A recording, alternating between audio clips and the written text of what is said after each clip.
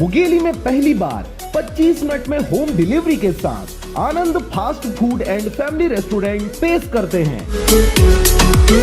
Indian, Chinese, morning breakfast, wifi zone, मासिक टिफिन सुविधा, special पकवान एवं नमकीन, south Indian special thali, family cabin, home delivery, parking की विशेष सुविधा के साथ सभी प्रकार के स्वादिष्ट व्यंजन उपलब्ध हैं। तो देर किस बात की, अपना पार्सल आज ही ऑर्डर करें 8815177377 पर, कस्तूरी पेट्रोल पंप के पास, करही, मुगेली।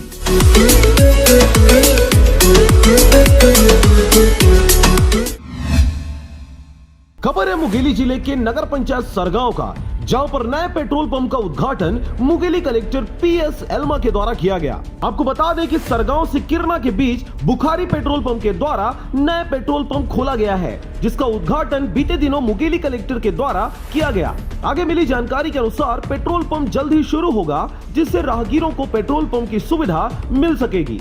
सरगांव से नारायण बंजारे की report, RJ Ramjhajhar. A1 hospital, doctor B Ekesh Chandra, MBBS MD, paediatric, बाल्य एवं शिशु विशेषज्ञ। हमारा पता है सोनकर सिटी LIC ऑफिस के पास, Bilaspur road, Mungeli. Mobile number 7999875001।